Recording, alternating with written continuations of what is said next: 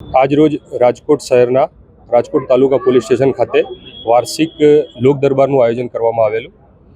આ લોક દરબારમાં additional CP સાહેબ ચૈતન્ય માંડલિક સાહેબ તથા ડીસીપી ક્રાઇમ સાહેબ અને રાજકોટ તાલુકા પોલીસ સ્ટેશનના સ્ટાફ હાજર રહેલા અને પ્રજાએ વિવિધ પ્રશ્નો બાબતે પોલીસને રજૂઆત કરેલી છે। આ તમામ મુદ્દાઓ પોલીસ દ્વારા તમામ અધિકારીઓ દ્વારા નોંધવામાં આવ્યા છે અને તાત્કાલિક આ તમામ સમસ્યાઓનું નિરાકરણ થાય એ માટે તમામને જાણ કરવામાં આવી છે। આજના લોક દરબારના કાર્યક્રમમાં લોકોએ અલગ અલગ પ્રકારના વ્યક્તિગત તેમજ સામૂહિક પ્રશ્નોની રજૂઆત કરેલી છે।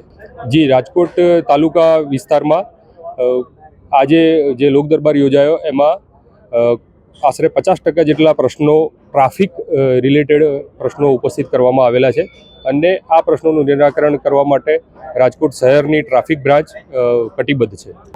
આજે મેં વાત કરીએ તમામ અધિકારીશ્રીઓએ લોકોને જે પ્રજાના જાગૃત નાગરિકો આજના કાર્યક્રમમાં ઉપસ્થિત રહેલા એ તમામને સંબોધન કર્યું છે અને સાયબર ક્રાઇમ, ડ્રગ્સનો વિરોધ કરવો તથા ટ્રાફિકના નિયમોનું પાલન કરવું, આવા અલગ અલગ મુદ્દે તમામ લોકોને જાગૃત કરેલા છે અને આ લોકો પોતાના પરિવારજનો અને પોતાના સગા સંબંધીઓને પણ આ બધા વિષયોમાં જાગૃત કરે એ બાબતે એમને સમજ કરેલી છે।